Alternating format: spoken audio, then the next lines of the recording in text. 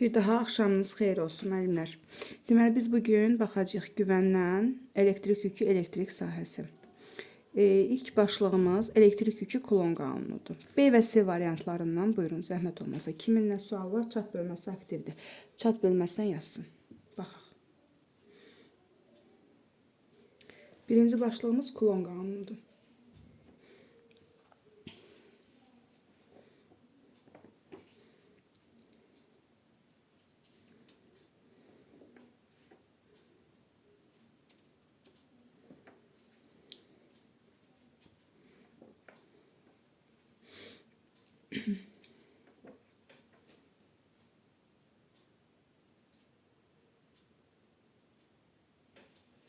Aha, deməli ilk suallarımız 17-dən başlayır ilk sualımız. Baxaq. 17-ci sualda nə deyilir? Deyilir ki, verilmiş yüklü zərrəciklərə təsir edən Kulon qüvvələrinin modullarının F1/F2 nisbətini hesablayın. Deməli müəllimlər, yüklü zərrəciklərə verilmiş yüklü zərrəciklərdir. Bu qarşılıqlı təsir qüvvələridir. Görürsünüzmü? Qarşılıqlı təsir qüvvələri biz deyirdik ki, bir-birinə modulca bərabər, istiqamətcə əksdir. Deməli ona görə F1 bölünsün F2 nisbəti bərabər olacaq nəyə? 1-ə. Sonra baxıram 18-ci sual. Eyni sualdır burada da. Deməli qarşılıqlı təsir qüvvələridir. Görürsünüz ki, müsbət yükdür. Aralarında itələmə qüvvəsi var da, bunların bir-birini itələyirlər. Çünki ikisi də müsbətdir. Qarşılıqlı təsir qüvvələri olduğu üçün F1/F2 nisbəti bərabər olacaq 1-ə. Sonra 22-ci sual deyilib.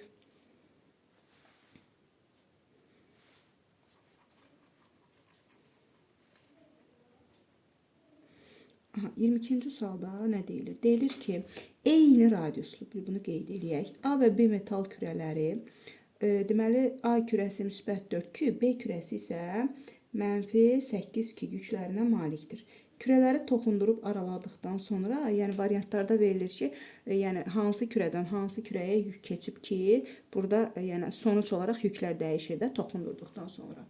Deməli ilk olaraq biz nə edəcəyik? İlk olaraq baxacağıq ki, yəni kürələri toxundurduğumuz üçün biz baxaq görək. Bunlar toxundurandan sonra hər birinin yükü necə olacaqdır? Radiusları eyni olduğu üçün deməli Q1 iştirik bərabər olacaq elə Q2 iştirikə. O da bərabər olacaq. Radiusları eyni olanda biz deyirik ki, əlimizdə olan yüklər nədirsə, onları toplayıb yarıya böləcəyik. Yəni 4 küp üzərinə gəlsin mənfi 8 küp. O da eləcək çıxaq 8 küp. Bir də yarıya böləcəyik. Deməli mənfi 4 küp, mənfi 4 küpünü də 2-yə böləndə qalacaq deməli mənfi 2 küp. Deməli hər bir kürəmiz, bax əvvəlcə birinci A kürəmizin yükü müsbət 4 küp idi.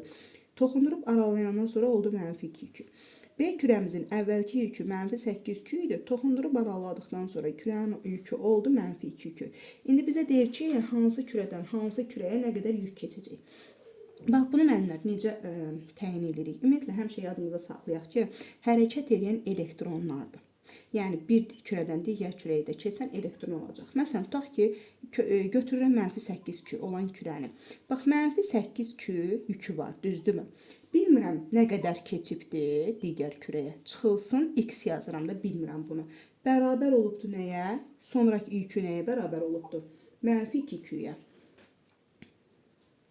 İndi buradan biz x-i tapmalıyıq. X-i tapanda, x-i bu tərəfə keçirəndə, mənfi 2 yükünü 8-in yanına keçirəndə qalacaq mənfi 6 küp. Deməli, B kürəsindən A kürəsinə mənfi 6 küp yük getmiş olur da, axmış olur. Belə deyək, bax.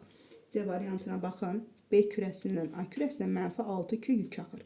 Deməli, ilk öncə nə edirik? Toxundurub aralamaq sözü varsa, deməli, nə edirik? Qaydamızı tətbiq edirik. Yükləri, əvvəlcə əlimizdə olan yükləri, radiuslar da eynidir. Əlimizdə olan yükləri topladıq, böldük yarıya. Tapdıq ki, bu kürələri toxundurub aralayandan sonra hərəsində mənfi 2 küp yük olubdur. İndi deyir ki, bunlardan hansından digərinə yük keçəcəkdir? Deməli, mən baxıram mənfi 8 küp. Deməli, mənfi 8 küp çıxılsın x bərabər mənfi 2 küp. Yəni, mənfi 8 küp yüklü kürədən o birisi kürəyə nə qədər yük keçib bilmirəm. Çıxaq x bərabər olub. Sonuç olaraq yükü nə qədər qalıb? Mənfi 2 küp. Yəni, bu mənfi 8 küp nə qədər yükünü itirib ki, sonuç mənfi 2 küp yükü qalıbdır. Deməli, o zaman tapırıq ki, mənfi 6 küp yükünü verib o birisi kürəyə. Doğrudan da baxın, bu birisi birinci kürəyə baxın, buradakı kürəyə. Bir dəqiqə qoyun, bura ilə göstər. Bax bu kürəyə baxın. Bunun əvvəlcə müsbət 4 Q yükü var imiş. Üzərinə -6 Q-nü gələndə görürsüz, doğrudan da sonuç -2 Q-yə bərabər olur. Deməli, doğrudan da doğru tapmış olmuşuq. Tapmışıq daha doğrusu. Yəni sübut elədik də, yoxladıq. Sonra baxıram 23-cü sualımıza. 23-cü sualımıza nə deyilir? Deyilir ki, bir dəqiqə. Deyilir ki, 3 yükünə təsir edən əvəzləyici kulon qüvvəsi hansı istiqamətdə yönəlmişdir? Bax, 3 budur. 3 yükü budur. İndi baxıram, bax, 3 ilə 2. Biri müsbətdir, biri mənfidir. Deməli, nə olacaqdır? Bir-birinə cəzb olunacaqdır. 3 ilə 1-ə baxıram. Hər ikisi müsbətdir, itələyəcəkdir. Bu istiqamətdə. Bunların əvəzləyicisi hansı istiqamətdə yönələcək? Bax, bu istiqamətdə.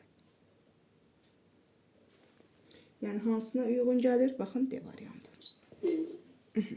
Azadə müəllimə, siz yazdığımız 1, 2, 3, 4-dür.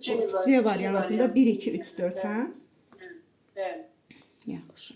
Yəni, B-də başqa sual yazılmadığı üçün keçirəm C-yə. Deməli, C-də birinci sualımıza baxırıq. Deyilir ki, yükü 8 nanokulon olan kürənin mərkəzi ilə yükü 16 nanokulon və radiusu 4 cm olan başqa bir kürənin səthi arasındakı minimal məsafə 20 cm-dir. Kürələrin qarşılıqlı təsir qüvvəsini hesablayın. Bax, bu sual topluda da var idi. Bax, tutaq ki, bizim, belə deyim də, 2 dənə kürəmiz var. Tutaq ki, yükü -8 nanokulon. Bunun yükü 8-dir, özü müsbətdir, üzr istəyirəm. Kürənin deyir, yükü 8 nanokulon kürənin mərkəzi ilə, mərkəzi də burada da, yükü 16 nanokulon və radiusu, bax, radiusunda verir ki, 4 cm-dir. Radiusu 4 cm olan başqa bir kürənin səthi arasında. Yəni, müəllimlər, baxın, bax, buranın mərkəzi ilə bu səth arasındakı məsafəni, bax, buradan bura qədər məsafəni bizə 20 cm veribdir. 20 cm-də yəni nə qədər? 0,2 metr. Qoyun elə metrlə yazaq. Bunu da 0,4 yazaq. Deməli, ona görə, indi baxın, bax, bizə lazımdır axı, bizim məsafə deyəndə bir kürənin mərkəzi ilə digər kürənin mərkəzini götürürük. Bu 20 cm, Azadə müəllimə, birinci kürənin radius mərkəzi ilə ikinci kürənin səthi arasındakı məsafədir. Axı, bir də ikinci kürənin 4 cm radiusu var. Siz ümumi məsafəni tapmaq üçün bu 0,2 metrlə bu 0,4-ü toplamalısınız. Yəni, bu da olacaq nə qədər? 0,24. 24 metr. Fisyo, bax, sizin məsafəniz budur. İndi artıq Kulon qanunu tətbiq edəcəksiniz. F bərabərdir K, modulda Q1 vurulsun modulda Q2 bölünsün R-in kvadratı. Deməli, qiymətlərimizi yerinə yazsaq, özdə mühit olduğu üçün burada epsilon R kvadratdır. Sadəcə epsilon qiymət də 1-dir. Qiymətləri yerinə qoyuruq. K-nın qiyməti nə qədər olacaq? 9 vurulsun 10 üzəri 9. Q1-in qiyməti 8 nanokulon. 8 nə deməkdir? 10 üstü, nanokulon daha doğrusu nə deməkdir? 10 üstü mənfi 9. 8 vurulsun 10 üstü mənfi 9 vurulsun.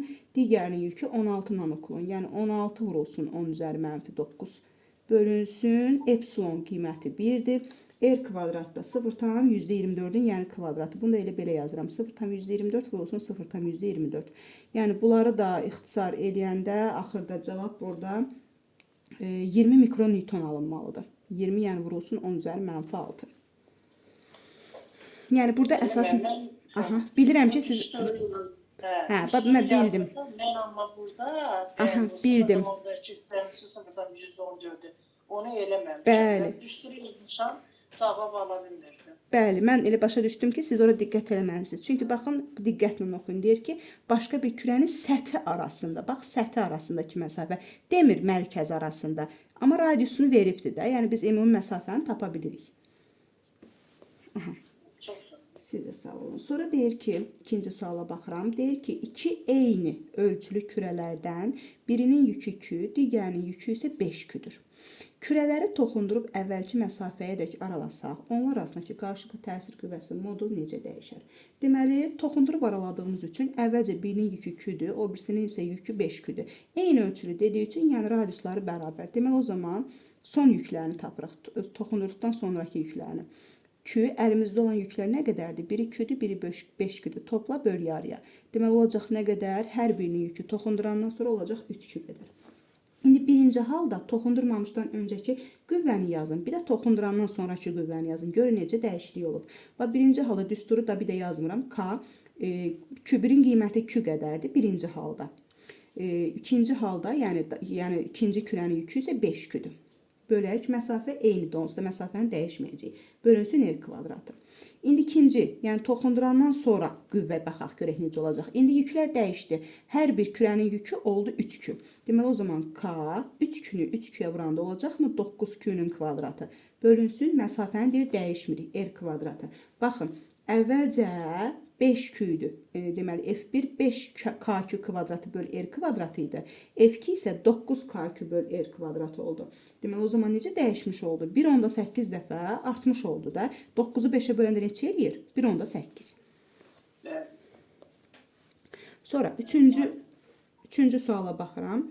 Qiymətcə eyni yükə malik olan iki kürə bir-birinin modulu 10 Newton deməli qüvvə ilə cəzb eləyir. Kürələr arasındakı məsafəni dəyişmədən bir kürədəki yükün yarısını o birinə versələr, onlar arasındakı qüvvənin modulu necə dəyişəcəkdir? Deməli, ilk öncə gəlin baxaq. Bax, düsturu yazıram. Deməli, qiymətcə eyni yükdür. Eynidirsə, yəni Q1 Q2-yə bərabərdir də, belə deyək. Q1 bərabərdir Q2. Deməli, o zaman birinci halda qüvvəni yazıram. F bərabərdir K Q kvadratı bölünsün R kvadratı. İndi deyir ki, bir kürədəki yükün yarısını o birisinə versələr, necə dəyişəcəkdir? Deməli, o zaman belə olar da, Q1 bərabər olacaq 0.5 Q-yə, Q2 də bərabər olacaq mənfi 0.5 Q-yə. İndi ikinci halda gəlin baxaq görək F2 qüvvəsi nəyə bərabər olacaq? F2 bərabər olacaq K. Birinci yükün də deməli qiyməti 0.5 Q-dür. İkinci də mənfi 0.5-dir, amma yəni moduldan onsuz da 0.5 çıxır da, yəni müsbəti çıxır. Bölünsün, yenə məsafənin kvadratı olacaq r kvadratı.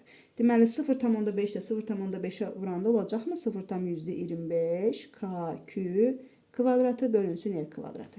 İndi baxın. Əvvəlcə deməli f bərabər k küp kvadratı bölünsün r kvadratı idi. Buna bizə deyir ki, bir-birini 10 Newton, bu 10-a bərabərdir. İndi ikinci halda deyir ki, k2 kvadratı bölünsün r kvadratı. Yəni k2 kvadratı bölünsün r kvadratı onsuz da 10 idi. 0.25 var axı qabağında bir də misal. 0.25-i də 10-a vuranda bu olacaq 2.5 Newton.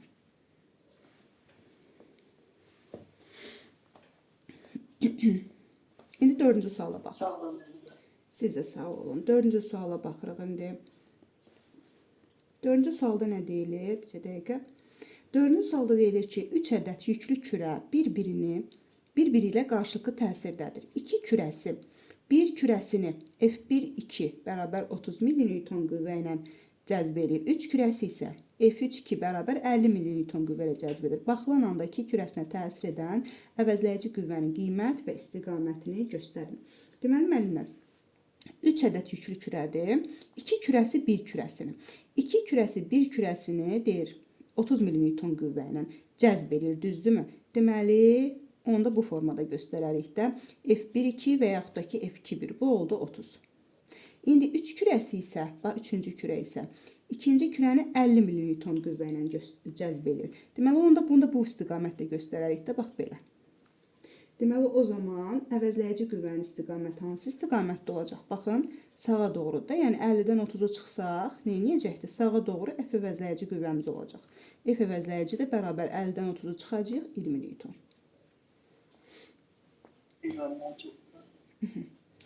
Sonra 9, 10 yazılıb, baxaq 9-cu sualımıza.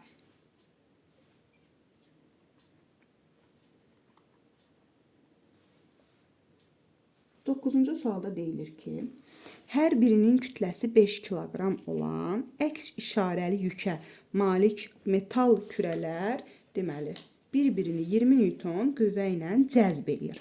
İpdə yaranan T gərilmə qüvvəsinin bizdən qiymətini istəyir. Deməli, müəllimlər, indi gəlin baxaq. Bax, bu müsbət işarədir. Bilməm, oradan görsənirmi? Bu mənfi işarəli yükdür. Təbii ki, biri müsbət, biri mənfi olduğu üçün bunlar bir-birini cəzb edəcək. Deyir ki, metal kürələr bir-birini 20 Newton qüvvə ilə cəzb edir. Cəzb elədikləri qüvvəni də bizə deyir ki, 20 Newton qüvvə ilə cəzb edir. Deməli, o zaman, baxın, bax, birinci 20 Newton qüvvə ilə cəzb edirsə, bu müsbət mənfini. Burada bir 20-ni göstərdim. İkinci kürəndə, lap aşağıda olan kürəndə deyirik ki, ağırlığı, kütləsi 5 kiloqram olduğu üçün aşağı doğru ağırlığı olacaqmı 50 Newton. İndi baxın, gərilmə qüvvəsi nə olacaq? O zaman baxın, Gərilmə qüvvəsini bax buradan tapaq. Deməli, yuxarı var 20, üzərinə gəlinsin gərilmə qüvvəsi, aşağıda var nə?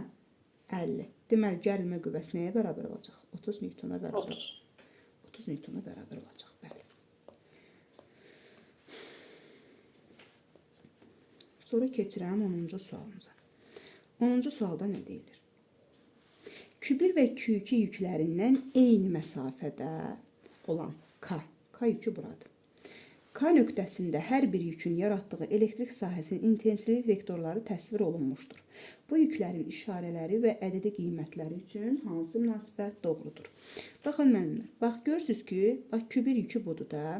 Bunun intensivlik vektoru bir istiqamətdə. Y1 görürsünüz belə görünür. Biz də bilirik ki, yəni əgər hər hansı bir nöqtədə intensivlik vektoru belə nöqtədən çıxan istiqamətdə göstərilirsə, deməli həmin yük müsbət imiş ki, onun intensivlik vektoru özündən çıxan istiqamətdə göstərilib. İndi baxıram Y2-yə. Baxıram ki, K nöqtəsində də Q2 yükünün yaratdığı intensivlik vektoru özündən çıxır. Deməli bu da müsbət yük imiş ki, bunun da yaratdığı intensivlik vektoru özündən çıxan istiqamətdə göstərilib.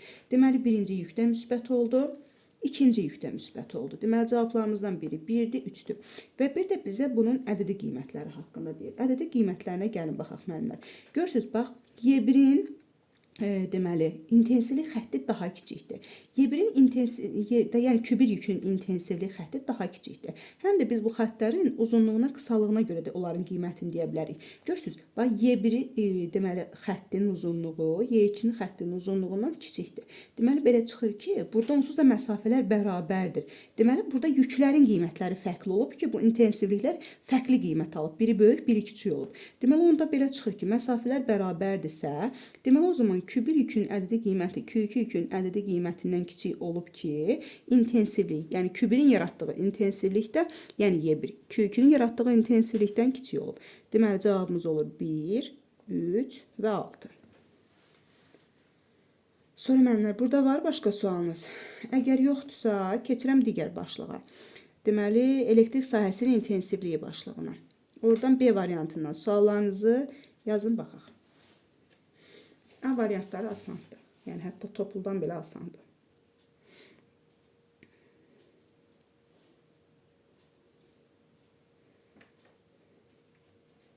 B-dən yazın görün müəllimlər suallarınızı. Yazın baxaq.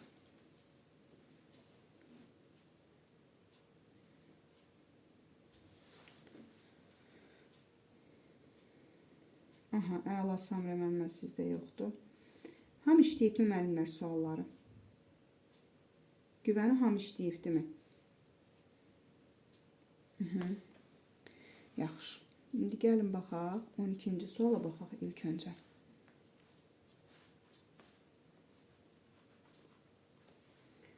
Deməli, 12-ci sualımızda nə deyilir?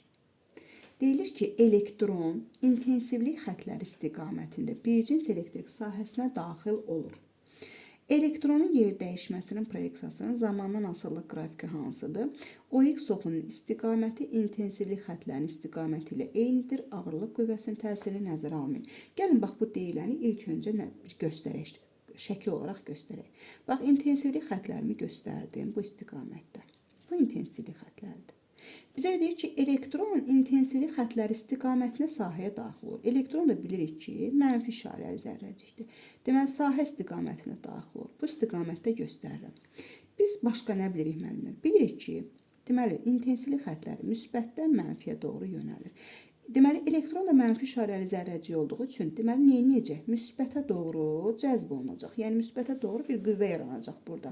Deməli, indi baxırsınız ki, sürət və qüvvə vektorları bir-birinin əksinə yönəlib. Və bizə də deyir ki, şərtdə OX oxun istiqaməti ilə intensivlik xəttlərinin istiqaməti nə idi? Yəni, buradakı bir X oxunu çəksəz, bu da elə intensivlik xəttləri istiqamətində göstərilir də, yəni qəbul eləyək X oxun istiqamətini.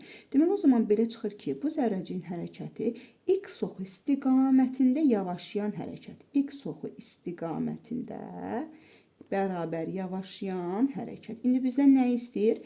Yer dəyişmə zaman qrafikini. X oxu istiqamətində bərabər yavaşlayan hərəkət. Hansı qrafik olur? Baxın, D variantına. X oxu istiqamətində bərabər yavaşlayan hərəkət.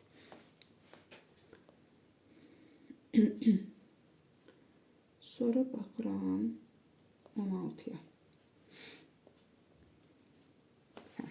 16 yaxşı sualdır. 16-cı suala baxaq. 16-cı sualda nə deyilir? Deyilir ki, bir dəqiqə.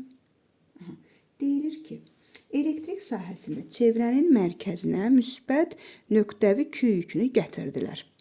Hər yox, üzr istəyirəm. Hansı nöqtədə deyir? Aha, sahənin yekun intensivliyi modulca ən kiçik olacaq və bizə deyir ki, müsbət nöqtəvi yük gətiriblər. İndi bax yazıram. Sahənin deyir mərkəzinə müsbət nöqtəvi Q yükü gətirirlər. Bunu da bir qeyd elədim. İndi gəlin baxaq müəllimlər. İntensivlik xətlərini, sahənin intensivlik xətlərində göstəriblər. İndi gəlin görək, bəs burada bizim göstərdiyimiz nöqtələrdə intensivliklər hansı istiqamətdə yönələcəkdir? Baxın, deməli, görək, ən yaxşısına baxaq görək, ən yaxşı halda. Yəni, buradakı intensivliklərin hansında modulca ən kiçik olacaqdır? Bax, müsbət, yəni bir yükünü hansı nöqtədə? Bir-bir hamısına baxaq. Və müsbət bir yükünün, yəni daha doğrusu müsbət Q yükün bir nöqtəsindəki intensivliyi. Müsbət yüktür də, yəni buradakı intensivlikdə ilə sahənin intensivliyi, yəni belə deyək də, müsbət yükün buradakı intensivliyi özündən çıxan istiqamətdə olacaq. Bunu göstərdik. Sonra 3 nöqtəsində də müsbət yükün intensivlik xətləri burada da özündən çıxan istiqamətdə olacaq. 4 nöqtəsində elə özündən çıxan istiqamətdə Y ilə eyni istiqamətli olacaq. İndi 2 nöqtəsinə baxın. Müsbət Q yükünün 2 nöqtəsindəki xətləri bax burada da nə olacaq? Özündən çıxan istiqamətdə olacaqdır. İndi baxın, bax 4 nöqtəsində əksinə sahənin intensivliyi ilə nöqtənin müsbət yükün yaratdığı intensivlik toplanacaqdır. Burada daha güclü olmuş olacaqdır. Bir nöqtəsində də, yəni perpendikular olacaq bir-birinə müəyyən, yəni perpendikular olanda ədədi qiyməti necə tapırdıq? Yəni kök altında Y1-in kvadratı üzərinə gəlsin Y2-nin kvadratı. Burada da müəyyən bir qiymət almış olacaq. 3-də də 12 mi? Amma baxın 2 nöqtəsində müəllimlər, bax sahənin intensivliyindən yükün intensivliyi bir-birinin əksinədir. Sahənin intensivliyi deməli bu istiqamətdədir. Yükün intensivliyi bu istiqamətdə. Biz də bilirdik ki, intensivliklər əks istiqamətli olanda yekun intensivliyi tapanda nə edirdik? Onların birini digərindən çıxırdıq. Deməli ən kiçik hansı nöqtədə olacaqdı? 2 nöqtəsində olacaqdı. Çünki bir-birinin əksinə yönəlibdir. Çıxacağıq sahənin intensivliyi ilə yükün yaratdığı intensivliyi bir-birindən çıxacağıq. Ayşen müəllim, orada yer vektör bərabərdir və konstantiya, o nədir bəs? Hə, o müəllimə, bax bu sahənin özünün intensivlik xətlərini göstərir. Baxın, sahənin özünün intensivlik xətləri ki, yəni sahənin intensivliyi bu istiqamətdədir. İntensivlik xətlərinin istiqamətini bizə verməsə, biz bu nöqtədəki intensivlikləri müqayisə edə bilmərik. Yəni biz bunun istiqamətini bilməliyik ki, görək bəs bu yükün yaratdığı intensivliklər bu sahənin intensivliyinə perpendikulardırmı, eyni istiqamətdədirmi, əks istiqamətdədir. Yəni onu bilməsək sahənin intensivliyi biz bunu yəni hesablaya bilmərik. Cavab deyə bilmərik bu məsələ üçün. Çox sağ olun. Siz də sağ olun. Sonra baxıram 18-ci sualımıza. Bax 18-ci sualdan biz demək olar ki, MHM-də keçən dərs baxmışdıq. Bilməm, yadınıza gəlirsə. Deyir ki, deməli, çevrənin üzərində ədədi qiymətləri eyni olan yüklər yerləşir. Yüklər arasındakı məsafə eyni olarsa, bizə deyir ki, çevrənin mərkəzində yekun sahə intensivliyinin qiyməti necə olar? Baxın, bax, mərkəz buradır. Bir-bir hamısının intensivliyini göstərmək. İlk öncə buradan başladım. Mənfi yükün o nöqtəsindəki yaratdığı intensivlik özünə daxil olan istiqamətdə olacaq. İndi keçirəm müsbət Q yükünü. Müsbət Q yükünün o nöqtəsindəki intensivliyi özündən çıxan istiqamətdə olacaq. Sonra keçirəm mənfi Q yükünü. Mənfi Q yükünün o nöqtəsindəki intensivliyi özünə daxil olacaq. Bu mənfi Q-nün də burada yaratdığı intensivliyi özünə daxil olacaq. Müsbət Q yükünün intensivliyi, qoyun bunu başqa rənglə göstərim. Aha, müsbət Q yükünün burada yaratdığı intensivlik bax özündən çıxan istiqamətdə olacaq. Sonra bu müsbət Q yükünün də burada yaratdığı intensivlik özündən çıxan istiqamətdə olacaq. Bu müsbət Q yükünün yaratdığı intensivlik bax burada özündən çıxan istiqamətdə olacaq. Mənfi Q yükünün burada yaratdığı intensivlik özünə daxil olan istiqamətdə olacaq. İndi gəlin baxaq. Bir dəqiqə. Aha. İndi baxın. Bax, buradakı intensivliklə buradakı intensivlik, zaten bunların radiusları bərabərdir, yüklər də modulca bir-birinə bərabərdir. Deməli, belə çıxır ki, intensivlikləri bərabərdir. Bax, buradakı intensivlik əks olduğu üçün bir-birini apardı. Buradakı intensivliklə buradakı intensivlik də bir-birini apardı. Deməli, qaldı nə? Bax, bu istiqamətdə qaldı 2Y, bir də perpendikular yox, burada qaldı 2Y, düzdürmü? Deməli, bunların da intensivliyi nə olacaqdı? Yəni, daha doğrusu yekun intensivliyi. Bunların əvəzləyicisi olacaqdı da. Bax, bu istiqamətdə intensivlik bizə zaten ədədi qiymətini demir, istiqamətini deyil. Bax, bu istiqamətdə bunların əvəzləyicisi olacaq. Bu da hansı variant olur? C variantı olur. Sonra baxıram 19-cu sualımıza. 19-cu sualımızda nə deyilir? Deyilir ki, müsbət nöqtəvi yükün, baxın yük buradadır, müsbət nöqtəvi yükün, bura bir nöqtəsidir, burada iki nöqtəsidir. Nöqtələrində yarat... Onu eləmişəm, bilməmişəm, onu eləmişəm. Yox, kimsə yazıbdı, başqa bir müəllimə yazıb. Qoyun izah eləyək. Bir və iki nöqtələrində yaratdığı elektrik sahəsinin intensivliyinin modulları arasında hansı münasibət doğrudur? Və bizə deyir ki, bölgülər arasında, yəni bu kvadratlar arasındakı məsafələr nədir? Bir-birinə eynidir. Bizə deyir ki, deməli, modullar arasındakı intensivlik. Deməli, yük bərabər olduğu üçün, müəllimlər, yük eyni yük olduğu üçün, deməli, mən bu intensivliyi müqayisə eləmək üçün ancaq nə etməliyəm? Bunların məsafələrinə baxmalıyam, düzdürmü? Bax, Y1 yükünün yaratdığı intensivliyinin, yəni Y1-in Y2 olan nisbəti məsafələrin kvadratına tərs asıllıq yazacağım. Yəni yazacağım ki, R2-nin kvadratı bölünsün R1-in kvadratı. Çünki düstur belədir də, Y bərabərdir K, Q bölünsün nə? R-in kvadratı. Yük eyni yük olduğu üçün, deməli, intensivlik məsafənin tərs kvadratik asılıdır.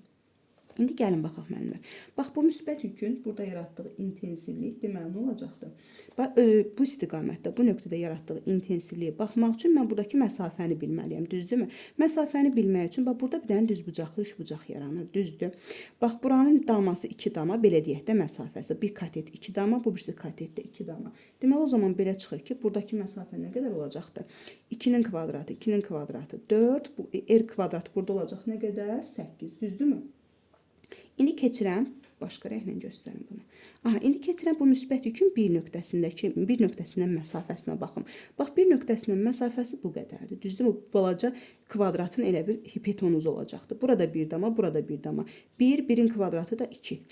Məsafələri tapdım. Deməli, 2 nöqtəsinin məsafəsi oldu 8, 1 nöqtəsinin məsafəsi oldu 2. Deməli, o da bərabər olacaqdır nəyə? 2-nin kvadratı 8, yəni R2 məsafəsini mən birbaşa kvadratını tapdım da. 1-in məsafəsinin kvadratı isə oldu 2. 8 2-yə böləndə oldu nə? 4. Deməli, belə çıxır ki, Y1 bərabər olacaqdır nəyə? 4 Y2-yə.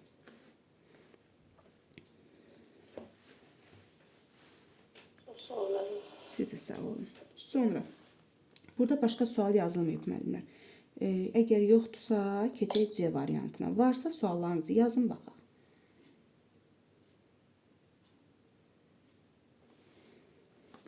C'dən yazın o zaman. Buradan yoxdursa C'dən yazın suallarınızı.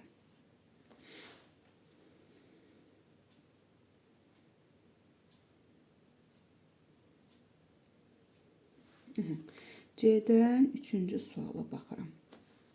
3-cü sualda nə deyilir? Deyir ki, bərabər yüklənmiş metal kürənin yaratdığı sahənin 1 və 2 nöqtələrində intensivliklərini müqayisə eləyin. Gəlin baxaq. Deməli, burada bir nöqtəsi qeyd olunub. Qoyun rəngini dəyişim, yaxşı görsəniz. Bax, burada bir nöqtəsi qeyd olunub. Burada da 2 nöqtəsi qeyd olunub. Deyir, bax, bu metal kürənin 1 və 2 nöqtələrindəki intensivliklərini müqayisə eləyin. Deməli, mən birinci intensiv, bir nöqtəsi üçün intensivliyi hesablayıram. K, Q, deməli, metal kürədir də bərabər yüklənmiş. Yükünə də müsbət Q deyirik də, görürsünüz ki, yükü müsbətdir. Deməli, müsbət Q, moduldan da elə Q çıxacaqdır. Bölünsün, bir nöqtəsindəki məsafəmiz nə qədərdir? Mərkəzdən bura qədər görürsünüz, R qədərdir, düzdürmü? Deməli, elə yazıram ki, K2 bölünsün, R-in kvadratı. İndi 2 nöqtəsindəki intensivliyi hesablayıram. 2 nöqtəsindəki intensivlik yenə eyni yükdür də. K2, indi baxın, 2 nöqtəsindən məsafəmiz nə qədər olacaqdır? Mərkəzdən, bax, bura qədər. Deməli, R var idi, bir dənə də 3R məsafəsi. Cəm olacaq nə qədər? 4R. 4R-in də kvadratı olurmu? 16R-in kvadratı. İndi bizə deyir ki, deməli, müqayisə eləyəcək də. Bax, K2 böl R kvadratı Y1-dirsə, K2 böl 16R kvadratı olacaqmı? Y1 bölünsün 16. Deməli, belə çıxacaq ki, Y1-imiz bərabərdir nəyə? 16 Y2-yə. Sonra baxıram 5-ci sualımıza. 5-ci sualımıza baxaq, görək burada nə deyilir? Deyilir ki, kübir yükünün M nöqtəsində yaratdığı sahənin intensivliyi 100 volt bölünsün metr. Q2 yükünün yaratdığı sahənin intensivliyi isə 20 volt bölü metrdir. M nöqtəsində sahənin yekun intensivliyinin qiymət və istiqamətini təyin edin. Tamam, Q1 yükü baxın müsbətdir, Q2 yükü də müsbətdir. Q1 yükünün M nöqtəsindəki intensivliyi bizə deyir ki, nə qədərdir? Bax, Q1 müsbət yükdür də, M nöqtəsindəki intensivliyi özündən çıxan istiqamətdə göstərəcəm. Və mənə də qiymətini verib ki, nə qədərdir? 100-dür. İndi Q2 yükünə baxıram. Q2 yükü də müsbətdir. Onun da M nöqtəsindəki yaratdığı intensivlik bax özündən çıxan istiqamətdə olacaqdır. Və bu da bizə deyir ki, 20 volta bərabərdir. Bizə deyir ki, yekun sahənin intensivliyinin həm qiymətini, həm istiqamətini tapın. Baxırıq ki, müəllimlər, intensivlik xətləri bir-birinin əksinə yönəlibdir. Deməli, yekun intensivliyi tapanda böyük intensivlikdən kiçik intensivliyə çıxacam. Yəni, 100-dən 20-ni çıxacam, qalacaq nə qədər? 80 volt bölünsün metr. Və intensivliyin işarəsi də böyük intensivliyin istiqamətindədir. Biri 100-dür, biri 20-dir. Təbii ki, intensivlik, yəni M1 yükünün yaratdığı intensivliyin istiqamətində olacaqdır. Baxın, yekun. Deməli, 80 və sağa doğru yönəlmiş intensivlik. Cavabımız olacaq Y variantı. Sonra keçirəm 6-cı sualımıza.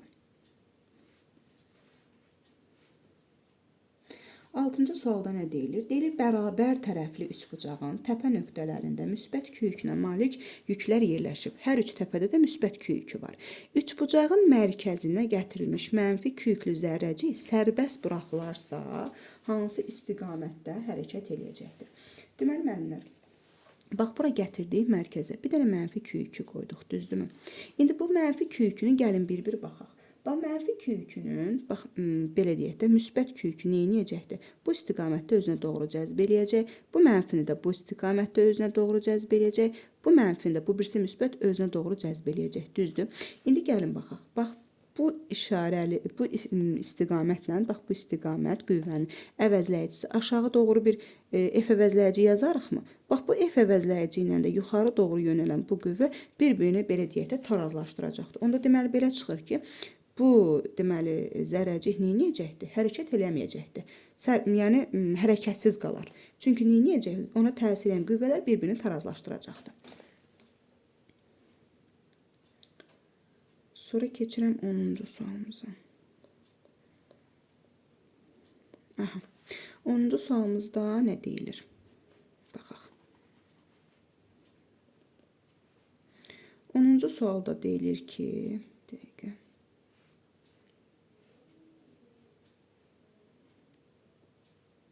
Aha.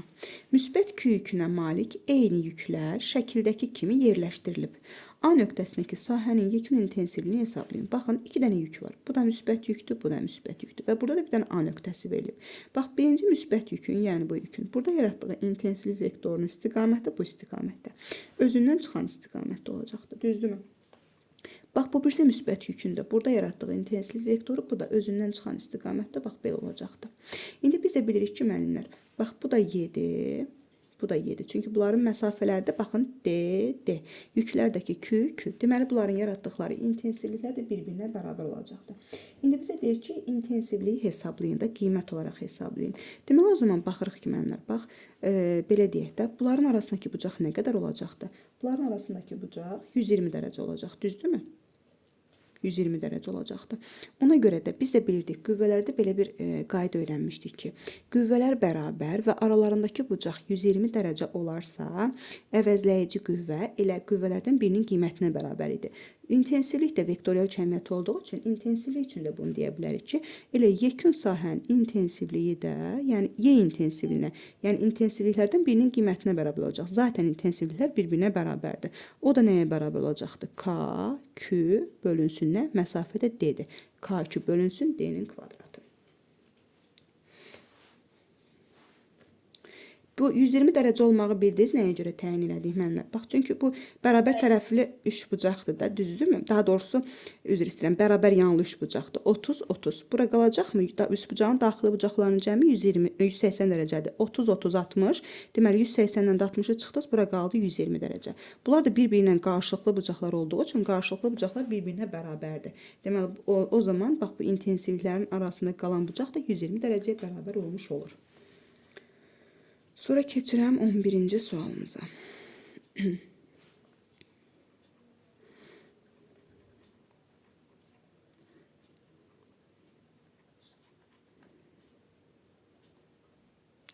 Deməli, sualımıza nə deyilir? Deyilir ki,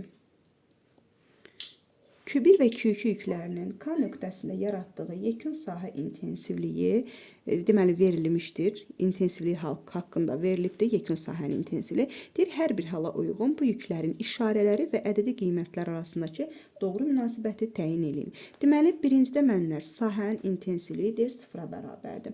İndi gəlin bir-bir baxaq. Ümumiyyətlə, yəni bir-bir şəkillərin üzərində baxaq, görək hansı hala uyğundur. Deməli, baxın müəllimlər, intensivliyin 0 olması üçün deməli o zaman, baxın, deməli məsafələr bərabər, yüklər də bir-birinə bərabər olarsa əgər, məsələn, birinci şəkildə intensivlik bir-birinə bərabər ola bilər. Yəni intensivlik də bir-birinə bərabər olacaq, yekun sahənin intensivliyi deməli 0 olacaqdır. Baxın, əgər bu da müsbət yük olsa, bu da müsbət yük olsa, düzdürmü? O zaman K nöqtəsinə bax, birinci müsbət yükün burada yaratdığı intensivlik bu istiqamətdə yönələcək Y1. İkinci yükün də burada yaratdığı intensivlik bu istiqamətdə yönələcək Y2. Demək, əgər yüklər bir-birinə bərabər olarsa, şərt qoyuruq. Q1 bərabər Q2 olarsa, yəni ədədi qiymət olaraq və işarələri də müsbət olarsa, o zaman bunların yaratdığı intensivliklər, yəni yekun sahənin intensivliyi 0-a bərabər olacaq. Çünki məsafə bərabər, yük də bərabərsə intensivlik bərabər olacaq. K nöqtəsində bunlar bir-birini əksinə yönəldiyi üçün, deməli, yekun sahənin intensivliyi 0-a bərabər olacaqdır. Deməli, o zaman gəlin baxaq. Bax, bir də, deməli, o zaman hansı variant uyğun gəlir? Dedik ki, şərt qoyduq, yüklər bərabər, hər ikində yükü müsbət. Deməli, 1-ə getdi A variantı. Sonra keçirik ikinciyə. Q2 yükünə deyir, doğru yönəlibdir. Q2 yükünə doğru yönəlib, bax, şəkildə göstərilibdir, ikinci şəkildə. Deməli, yekun sahənin intensivliyidir bu. Deməli, o zaman ikincidə, məsələn, nə deyə bilərik? Bax, bunun yükü müsbət olsa, məsələn, bunun da yükü mənfi olsa. Bax, bu müsbət yükün burada yaratdığı intensivlik özündən çıxan istiqamətdə olacaqmı? Mənfi yükün də burada yaratdığı intensivlik, bu da özünə daxil olan istiqamətdə olacaq. Görürsünüzmü? Nəticədə yekun intensivlik hansı istiqamətdə yönəlir? Q2 yükünə doğru. Çünki intensivliklərin hər biri sağa doğru yönəlir. Deməli, o zaman birinci yükümüz müsbət, ikinci yükümüz mənfi olsa. Deməli, birinci yükümüz müsbət, ikinci yükümüz mənfi, yenə də şərt qoysaq ki, qiymət olaraq da bir-birinə bərabər olsa. Deməli, 2-yə də gedəcək B variantı. Görək, başqa uyğun gəlirmi 2-yə? 2-yə, deməli, müəllimlər, hər ikisinin müsbət olan halı üçün də yaza bilərik. Sadəcə olaraq burada nə yaza bilərik? Burada artıq qiymətlərini bərabər yazmarıq da.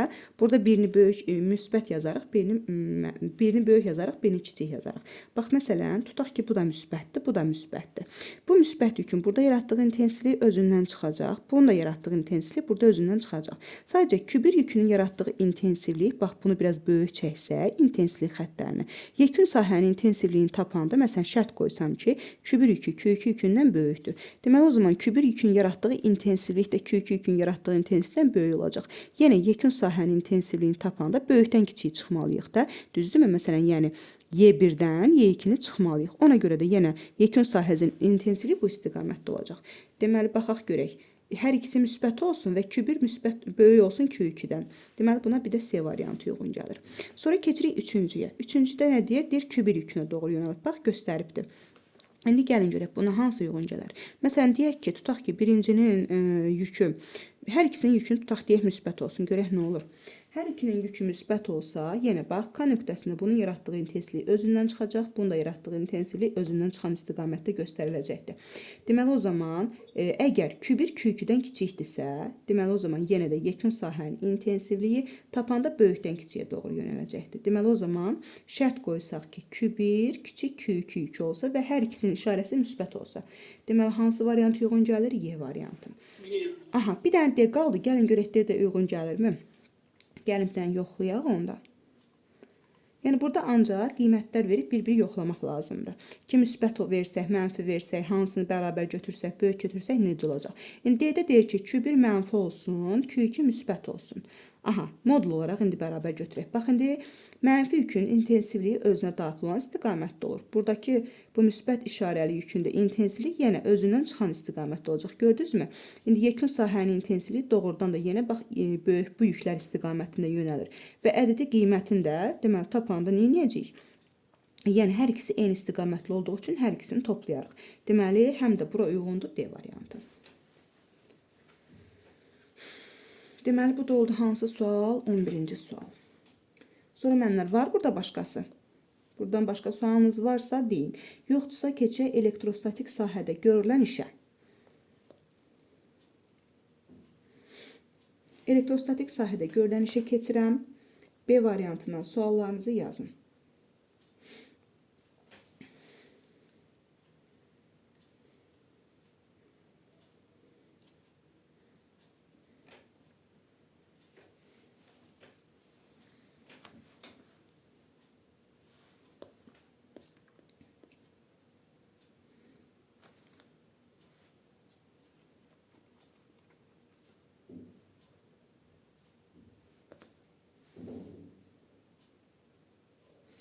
Aha, ilk öncə baxıram ikinci sual, daha doğrusu 5-ci sualımıza, sonra baxacağım 2-yə.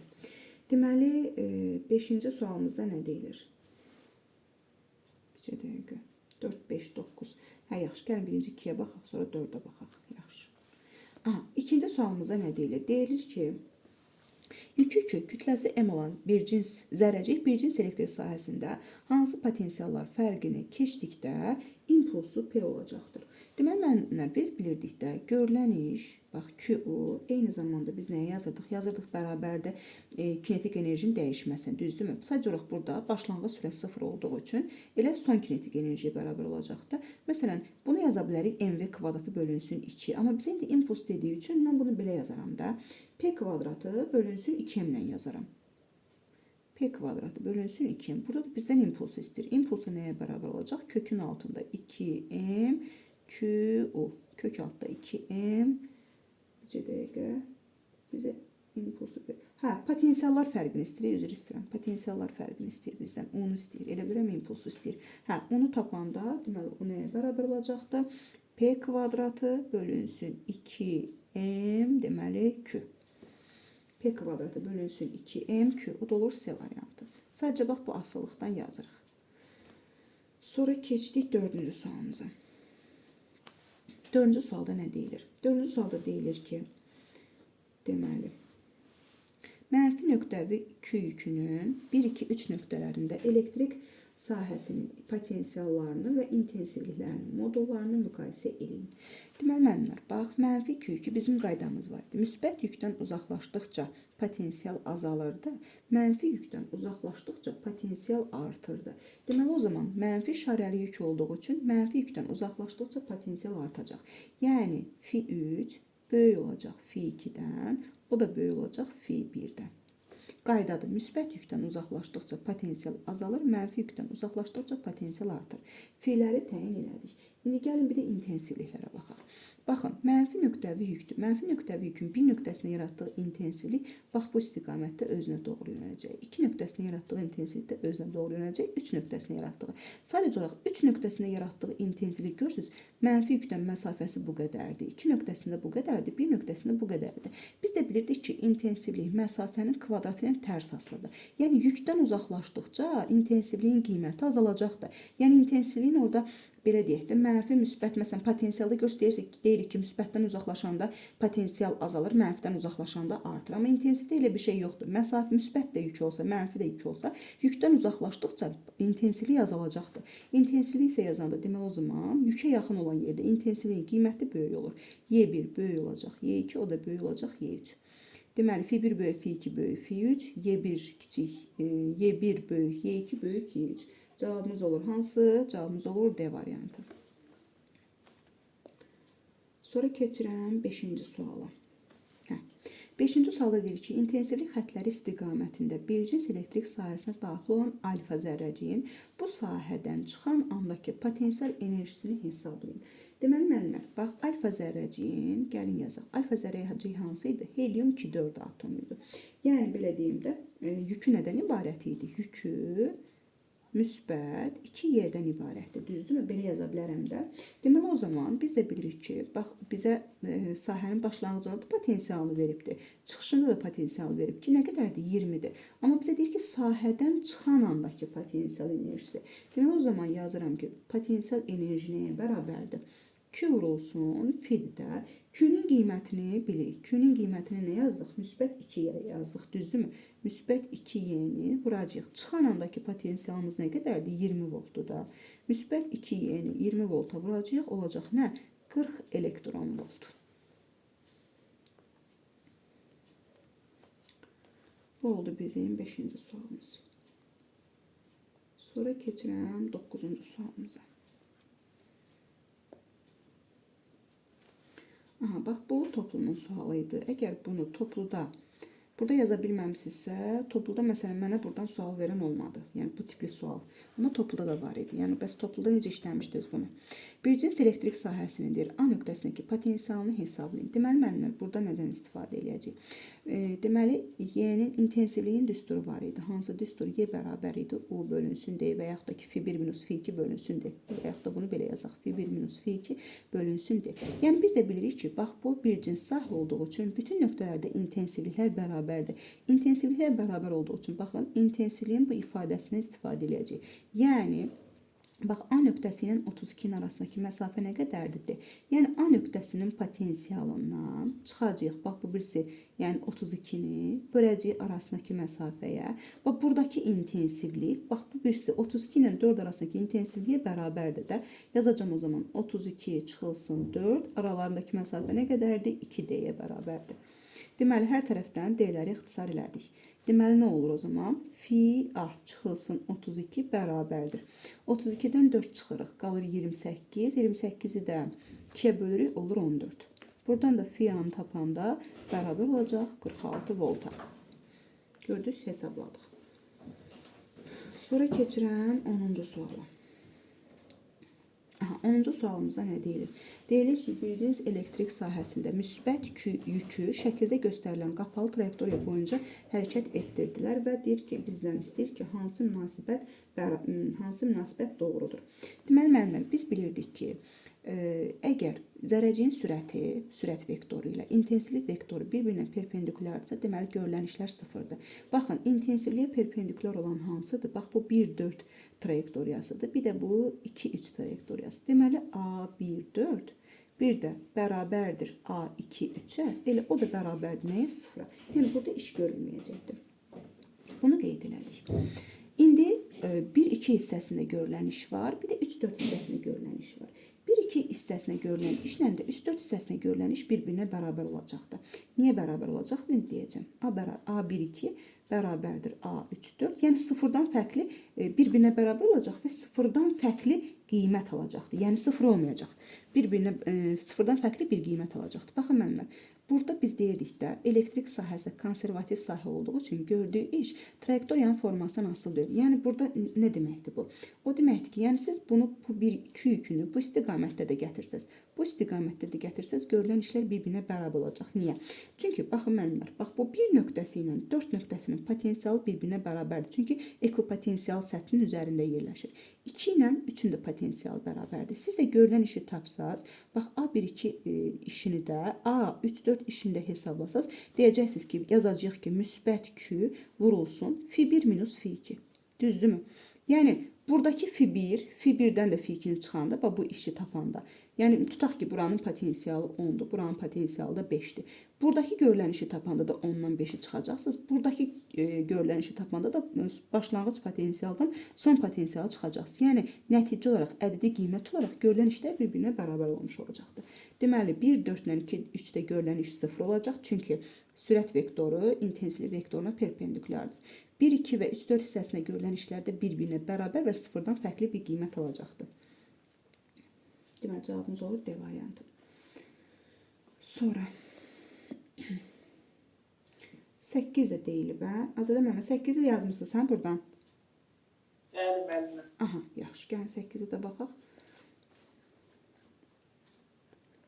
8-ci sualda nə deyilir? Deyilir ki, bir cins elektrik sahəsində 24 millikulon yük A nöqtəsindən, A nöqtəsi bura, B nöqtəsi də bura. A nöqtəsindən B nöqtəsinə yerini dəyişərkən sahə 480 millicol iş görüb.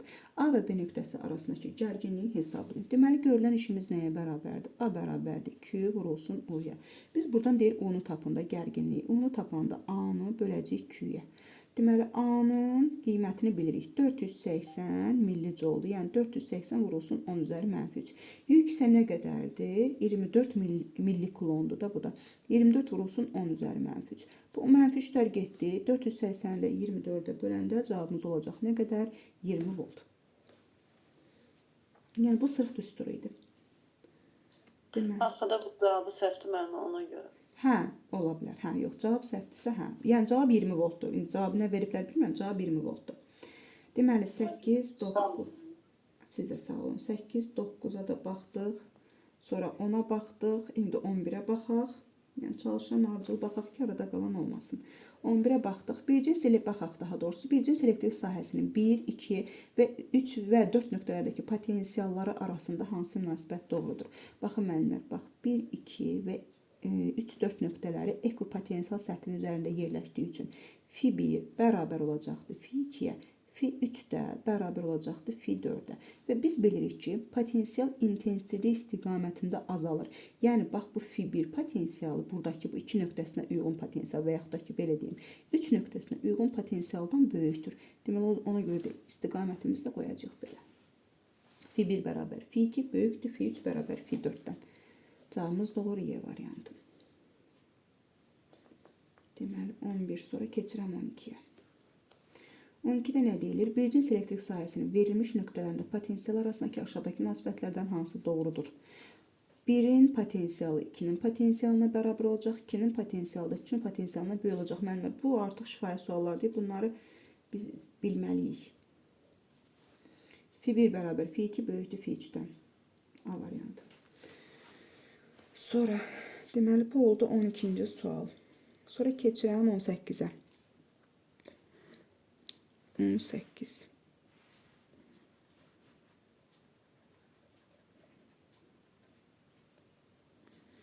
18-ci sualda nə deyilir? Deyilir ki, şəkildəki A kürəsinin potensialı Fi'dir. Bax, bu A kürəsi budur.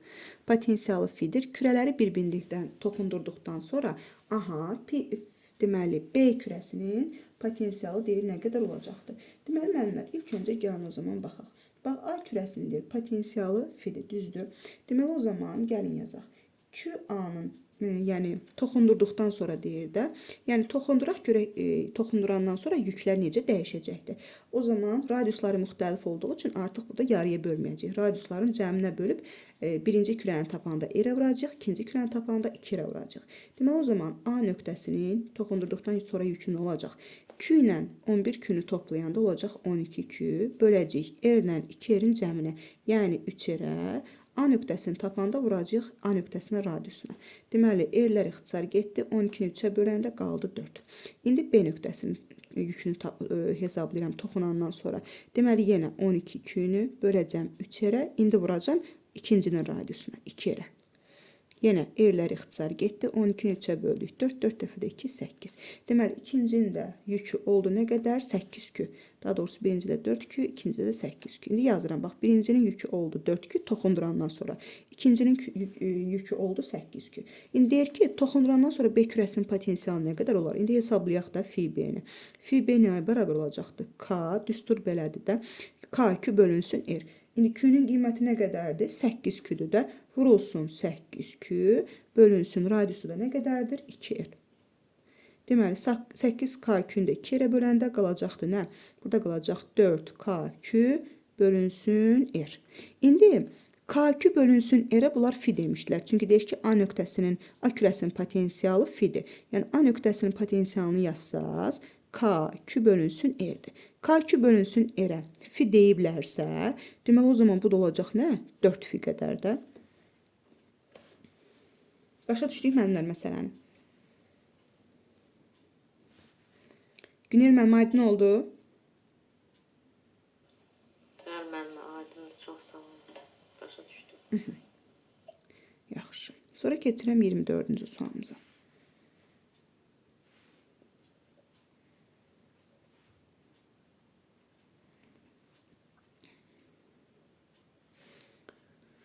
%24-cü sualımızda nə deyilir? Deyilir ki, içi boş metal kürə müsbət Q yükünə malikdir. K nöqtəsində, K nöqtəsi buradır. Elektrostatik sahənin potensialı 12 millivolt olarsa, A nöqtəsindəki, A nöqtəsi də buradır. Sahənin potensialını hesablayın. Mən sizə bunun üçün bir qayda demişdim müəllimlər. Deməli, K nöqtəsindəki gəlin ilk öncə sahənin potensialını bir yazaq görək nə verib bizə. Deməli, fi K bərabər olacaqdır. Yük nə qədərdir? Müsbət Q. Deməli, K, Q bölünsün. Deməli, məsələn, bura bir R desəm, burada R desəm, burada R desəm, bu olacaqdır nə? K, Q bölünsün 3R. Bu bizə deyir ki, 12 millivolta bərabərdir. Bərabərdir 12-yə. Düzdür. Bunu bir qeyd elədik. İndi bizə deyir ki, A nöqtəsindəki potensialı hesablayın. Mən də sizə bir qayda demişdim ki, biz bilirdik ki, onsuzda, daxildə və səthdə, istənilən yerdə sahənin potensialı bir-birinə bərabərdir. A nöqtəsindəki potensialı tapmaq üçün B-dəki radiusu götürməlisiniz. Yəni, fi A bərabər fi B, B-nin radiusunu, B-dən olan məsafəni götür. K, Q bölünsün R yox, yəni A-dan məsafə yox, B-dən məsafə, 2 R götürməlisən. Aydın oldu mu müəllimə? Deməli, buradan da biz KQ böl R-i tapsaq, bax bu birincidən. KQ bölünmüş R-imiz olur mu? 36. Onda burada da KQ böl, bax böl, R-in yerinə 36 yazsam, 36 böl 2-dən cavabımız olacaq nə qədər? 18 volt. Bax, bu əsas qaydadır. Daxildə nöqtə verəndə müəllimlər, oradakı nöqtədən olan məsafəni götürməyin. Səthdəki nöqtədən məsafəni götürün. Əgər A-dan götürsə, cavab, yəni R-lə yazmalısınız, o zaman cavabınız səhv çıxacaq. Yəni B-dən olan məsafəni götürün. Sonra keçirəm 27-ci sualımıza.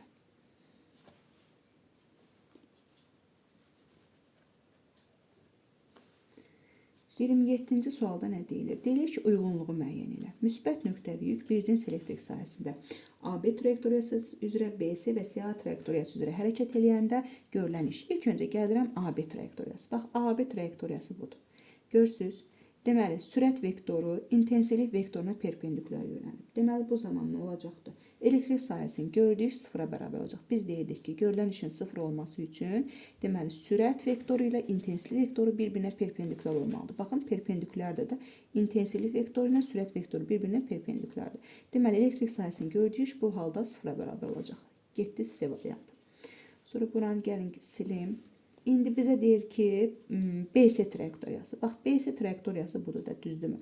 İndi gəlin görək, BC trayektoriyası boyunca görülən işimiz müsbət olar, yoxsa mənfi olar.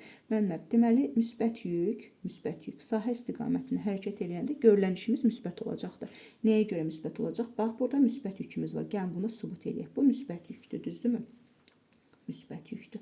Müsbətdir. Biz də bilirik ki, intensivlik xətləri müsbətdən mənfiyə doğru yönəlir. Bax, sürətin istiqaməti bu istiqamətdədir. Müsbət də mənfiyə doğru cəzb olunduğu üçün burada müsbət istiqamətdədir. Daha doğrusu, yəni müsbətdən mənfiyə doğru da bir qüvvə təsir eləyəcəkdir. Gördünüzmü? Sürət və qüvvə vektorları da eyni istiqamətli olanda biz bilirik hərəkət yeyinləşəndir. Yeyinləşən hərəkətdə də görülən iş müsbət qəbul olunmuşdur. Deməli, gördünüzmü? Dediyimizi doğrudan da sübut elədik ki, müsbət yük sahə istiqamətində hərəkət eləyəndə görülən işimiz müsbət olacaqdır. Deməli, elektrik sahəsi müsbət iş görəcəkdir. Bunu da qeyd elədik. Sonra indi CA trayektoriyamız var. Gəlin baxaq.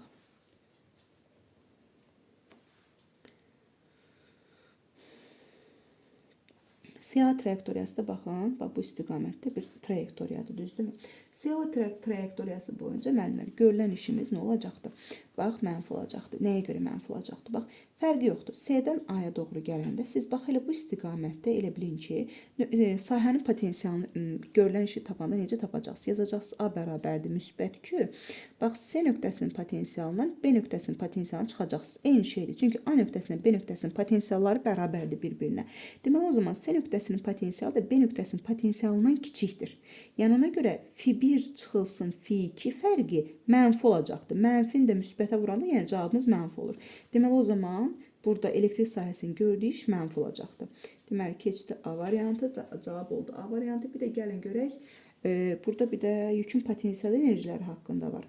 Yükün potensial enerjiləri haqqında gəlin görək.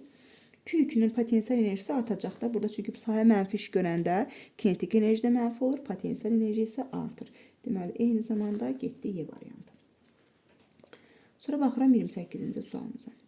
28-ci sualda da yenə deyir, uyğunluğu müəyyən edin. Müsbət nöqtəvi Q0 yükünün elektrik sahəsində mənfi Q yükü, müsbət Q0 yükü var. Burada bir dənə mənfi Q yükü gətiririk. Mənfi Q yükü deyir, hansı trayektoriyalar boyunca hərəkət edəndə görülən işlər haqqında bizdən soruşur. İndi ilk öncə gəlin KL trayektoriyasına baxaq. Baxın, KL trayektoriyası budur. İndi baxın, mənfi yükdür. Mənfi yük bu istiqamətlə V sürətindən hərəkət edir. Mənfi yükə təsir edən qüvvə, çünki sahənin özünün yükü müsbətdir. Bax, bu istiqamətdə bir qüvvə təsir edəcək. Deməli, o zaman hərəkətimiz olacaq necə? Hərəkət. Yavaşlayan hərəkət. Yavaşlayan hərəkətdə də görülən iş olur mənfi. Deməli, KL trayektoriyasında elektrik sahəsi mənfi iş görəcək. Deməli, 1-ə getdi C variantı. Sonra, iş mənfi olduğu üçün kinetik enerji mənfi olacaq, amma potensial enerji müsbət olacaq. Yəni, potensial enerji artacaq. Baxaq, görək elə bir variant varmı? Q yükünün potensial enerjisi artır. Deməli, eyni zamanda Y variantı. İndi, gəlin bunları silək, bir-birinə qarışmasın. Sonra keçirik LM trayektoriyası. Bax, LM trayektoriyası bu, belə deyək də, əyridir. LM trayektoriyasında müəllimlər L nöqtəsinin potensialı ilə M nöqtəsi potensialı eyni ekvipotensial səthin üzərində yerləşdiyi üçün potensialları bir-birinə bərabərdir. Potensiallar bir-birinə bərabər olduğu üçün görülən iş sıfır olacaq. Yəni, iş görülməyəcəkdir. Deməli, elektrik sahəsinin gördüyü iş sıfıra bərabər olacaqdır. O zaman da iş sıfıra bərabər olduğu üçün potensial enerji nə eləməyəcək? Dəyişməyəcək. Eyni zamanda D variantını yaza bilərik. Sonra bir də var MK trayektoriyası. Deməli, MK trayektoriyası. Bax, bu istiqamətdə. İndi buradakı mənfi yükü göstərsək, sürətin istiqamətini göstərmişik. Mənfi də müsbətə cəzb olunduğu üçün qüvvə də sürət eyni istiqamətli olacaq. Hərəkətimiz olacaq yeyinləşən hərəkət. Yeyinləşən hərəkətdə deməli, iş müsbət olur. İş müsbət olduğu üçün kinetik enerji müsbət olur. Kinetik enerji müsbət olduğu üçün potensial enerji mənfi olmuş olur. İndi bu dediklərimizdən görək hansı uyğun gəlir. Elektrik sahəsi müsbət iş görür. Bir dənə bu variant uyğundur. Sonra mənlər buradan yazdığınız sualları baxdım. İndi C variantına keçək. C variantından yazın görün suallarınızı. Axırıncı variantda ondan sonra bitir. Siz də sağ olun Günel müəllimə. C variantını işləmisinizmi? Əla. C variantından kimin sualı varsa yazsın.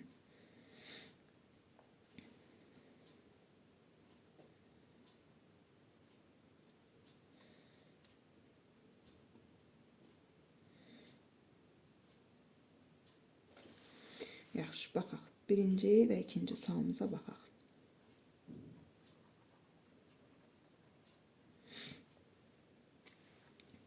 Birinci sualımıza nə deyilir? Deyilir ki, radiusu 60 sm olan yüklənməmiş. Bax, bura diqqət edək. Metal kürəni 30 volt potensiala qədər yüklənmiş digər metal kürə ilə nazik məftillə birləşdiriblər.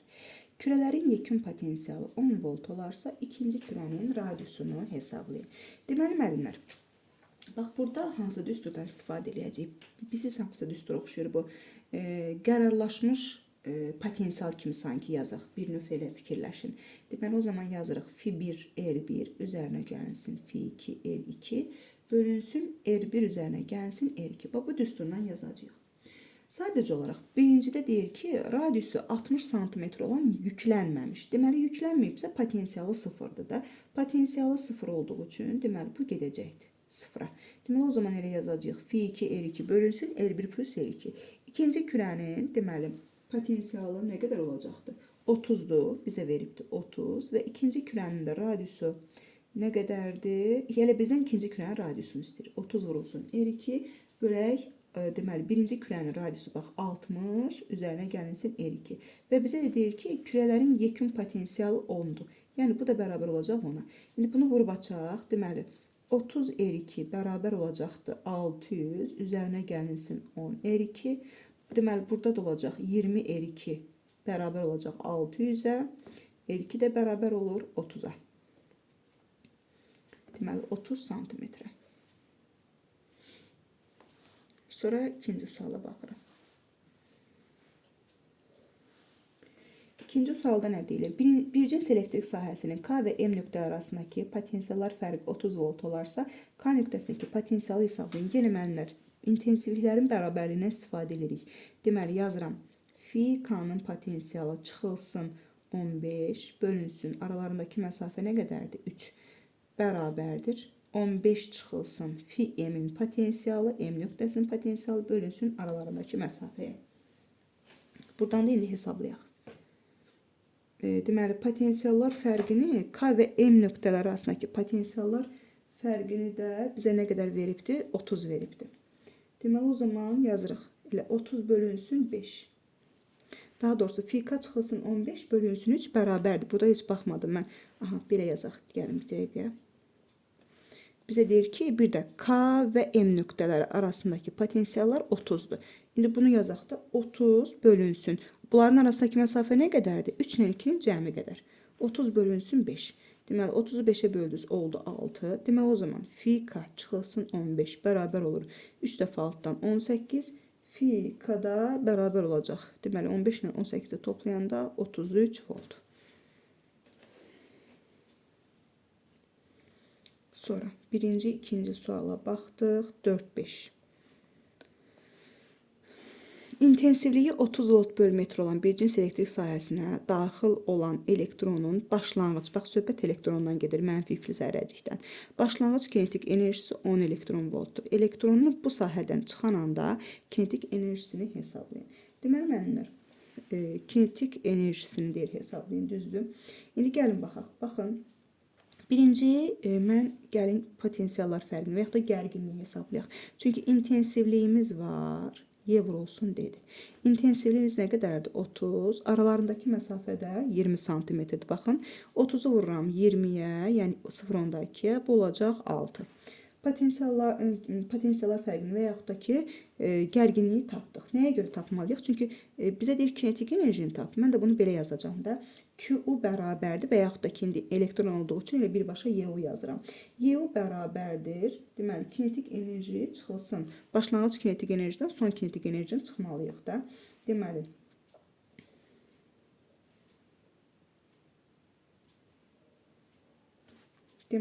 o da bərabər olacaqdır. Deməli, YU-muz nə olacaqdır? Elektron mənfi işarəli zərrəcikdir. Ona görə bunu belə yaza bilərik də biz. Deməli, mənfi 6 Y bərabərdir. Deməli, nə yazaq? W çıxılsın 10'a. Çünki bizə deyir ki, bir dəqiqə, başlanğıc kinetik enerjisi 10'dur. Biz də sondan başlanğıca çıxmışıq da. Buradan da W-nü tapanda deməli, nə olacaqdır? 10'u bu tərəfə keçirsək müsbət olacaqdır. Ondan da 6'nın çıxanda qalacaq nə? 4 elektron volt. Bunu da belə yazaq.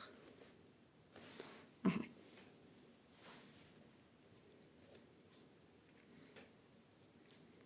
Sonra baxıram 5-ci sualımıza.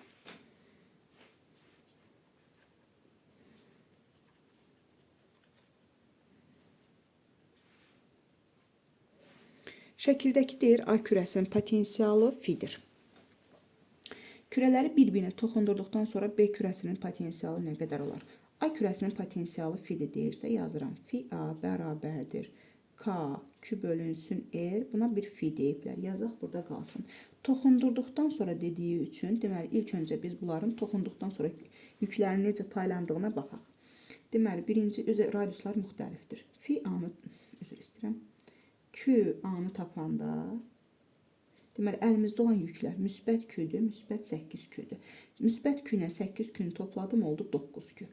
9 Q-nü bölürəm R-lə 2 R-in cəmi, yəni 3 R-ə vuracağım A yükünü tapdığım üçün A-nın radiusuna. Deməli bu da olacaq nə qədər 3 Q. İndi keçirəm B nöqtəsinin, B kürəsinin yükünə. Deməli yenə 9 Q-nü böləcəm 3 R-ə, vuracağım 2 R-ə. Bu da olacaqmı? 6Q. Deməli, bax, yüklərini toxunduqdan sonra bunun yükü oldu 3Q, bunun yükü oldu 6Q. Aha, indi deyir ki, B kürəsinin potensialı nə qədər olar? İndi gəlin hesablayaq da, fi B nəyə bərabər olacaq? İndi yük 6Q-dür. Deməli, 6KQ-nü böləcəyik nəyə? 2R-ə. Bu da olurmu? 3KQ bölünsün R. Baxın mənimlə, yuxarıda KQ böl R-ə fi deyiblər. Deməli, KQ böl R fidirsə, deməli, o zaman qabağında da bir 3 əmsalımız var da. Deməli, bu da olacaq nə qədər? Bərabər olacaq 3 fiyə.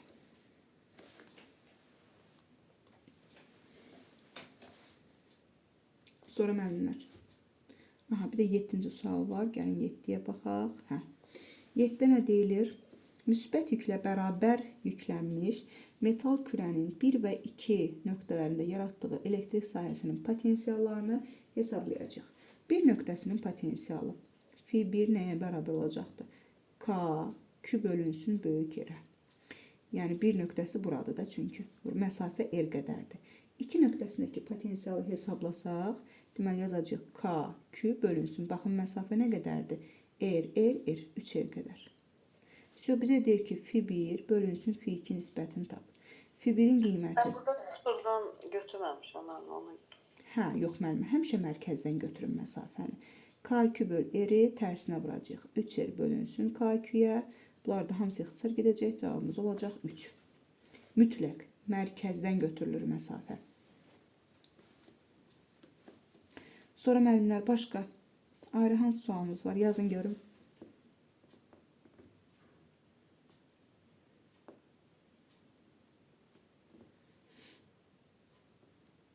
Müəllimlər yazmısınız buradakı məsələlərin hamısını. Все, başqa sual yoxdur da.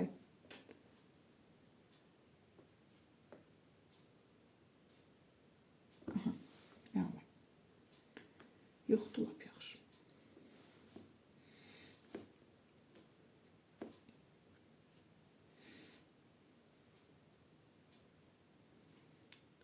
Aha. Yoxlayarıq müəllimə. Qoyun bu elektrik sahəsini bitirək. Yoxlayarıq.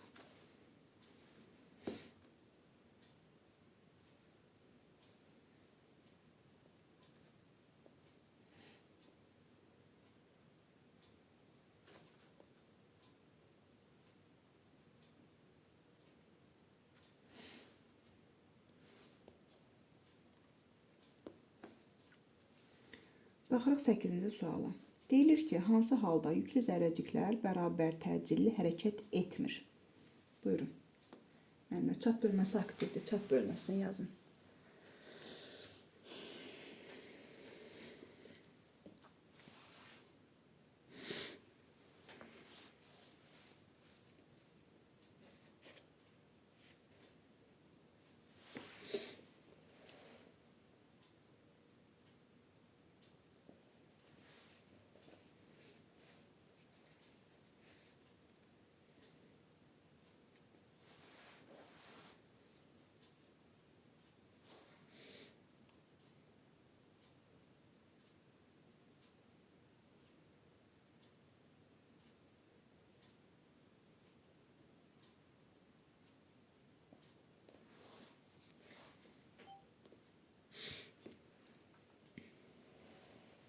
Hamı yazsın müəllimlər, dərsdə iştirak edən müəllimlər, hamı yazsın. Zəhmət olmasa.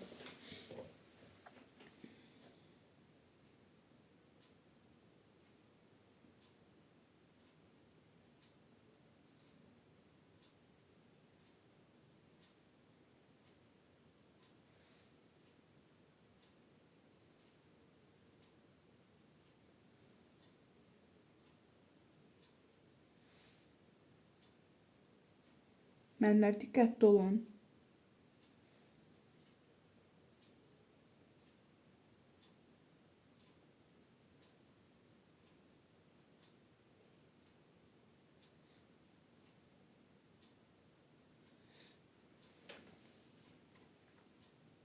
Hamı yazsın müəllimlər, hamı.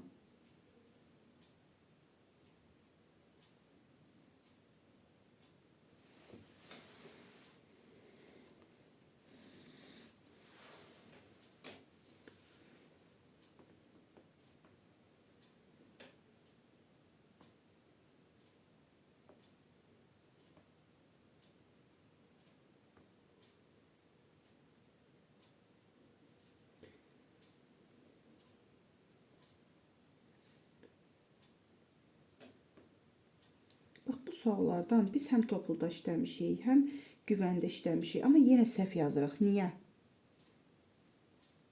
Sadəcə bir nəfər müəllimimiz doğru cavab yazıb. Sadəcə bir nəfər müəllimimiz.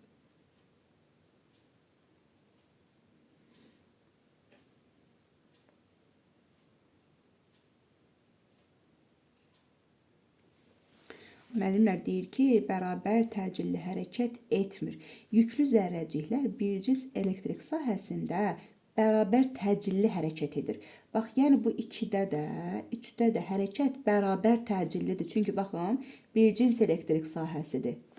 Baxın, bir cins elektrik sahəsidir. Burada hərəkət bərabər təcillidir. Amma bir dənə 1 ilə 4-də hərəkət bərabər təcilli deyil. Çünki burada ya azalan təcil olacaq, ya artan təcil. Baxın, tutaq ki, 1-ə baxıram. 1-də görürsünüz ki, 2 dənə müsbət yük var, düzdürmü? Bu müsbət yüklər bir-birinə doğru hərəkət edirlər. Deməli, bunların arasındakı məsafə neyinir? Azalır getdikcə də, hərəkət etdikcə. Məsafə azaldığı üçün Kulon qanununa görə qüvvə artacaq. Qüvvə artdığı üçün təcil artacaq. Gördünüzmü? Oldu artan təcilli. Heç yeyinləşən, yavaşlayan olduğunu demirəm hələ. Bizə sadəcə lazımdır hərəkətin bərabər təcilli olmadığını göstərmək. İndi bir də baxıram 4-cü sualımıza. Bax, 4-cü sualda da yenə müsbətdir, mənfidir. Yenə də sürətlə bir-birinə yaxınlaşırlar. Yenə burada hərəkət olacaq artan təcilli. Çünki aralarındakı məsafə zərrəciklər hərəkət elədikcə necə azalacaq? Məsafə azaladıqca Kulon qanununa görə qüvvə artacaq. Qüvvə artdığı üçün hərəkət təcil artmış olacaq. Gördünüzmü? Bərabər təcilli olmadı. Birincidə də hərəkət artan təcilli oldu. Dördüncüdə də. Deməli, cavabımız olur B variantı. Yəni bunu mən bəzən asan sualdır deyən çox vaxt vermirdim müəllimlərə ki, bu asandır, bunu hamı yazacaq. Amma deməli heç kəs düzgün yaza bilmir. Baxırıq 14-cü sualımıza. Elektrik yükü müsbət Q olan nöqtəvi cismin ətrafındakı R, 3R və 4R uzaqlıqdakı K, L və M nöqtələrinin elektrik potensialları phi K, phi L və phi M-dir. Phi K çıxılsın phi L 8 volt olduğuna görə phi M potensialı neçə volt olacaq? Hamı yazsın müəllimlər.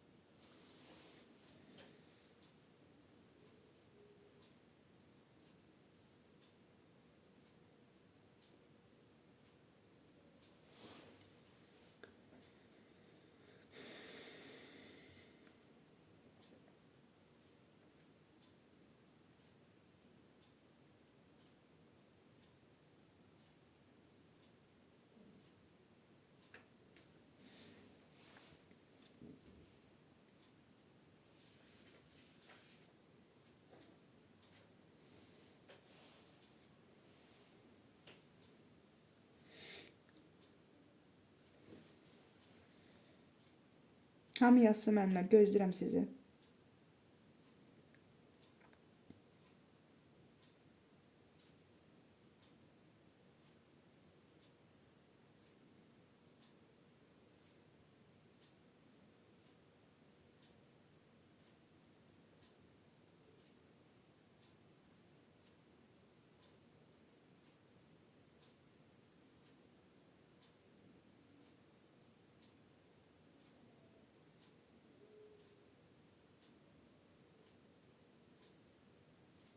Hamı yazsın müəllimlər.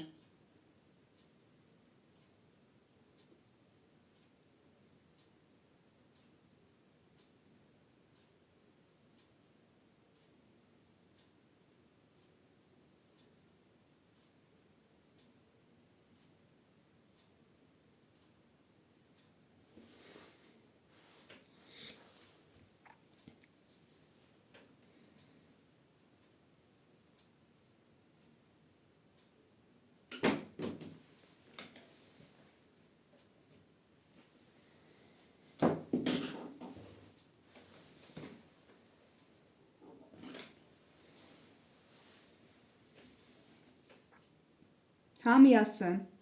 Gözləyirəm.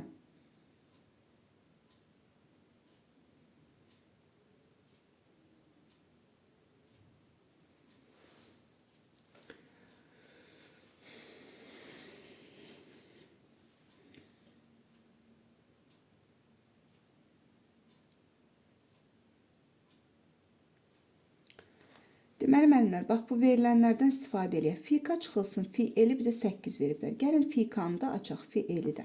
Bax K nöqtəsi buradır. Phi K-nın potensialını tapmaq üçün, deməli o zaman neyinirik? Phi K-nı, yəni belə deyək də, bizim müsbət yükümüzdür də. Elektrik yükü müsbət Q-dür.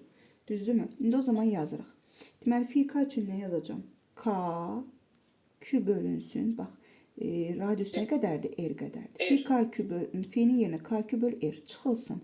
L nöqtəsi də buradır. İndi L nöqtəsi üçün yazıram nə qədər? K Q bölünsün 3R. Bu deyir ki, bərabər 8. Bax, buradan istifadə edirəm. İndi ortaq məxrəcə gətirsəm, 3R R-ə böləndə 3K Q-dən çıxacam K Q-nü bərabərdir. Deməli, bərabər olacaq nəyə? 8-ə. Deməli, buradan da alıram ki, 2KQ böl 3R bərabər 8-ə.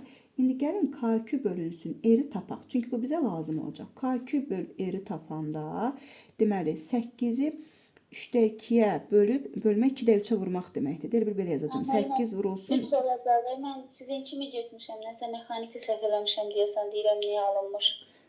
Aha, ola bilər müəllimə. Bəli. Deməli, bu olacaq KQ bölünmüş R nisbətimiz bizə verdi 12-ni. Deməli, bunu bir yazaq. Bu bizə lazım olacaq. Tamam.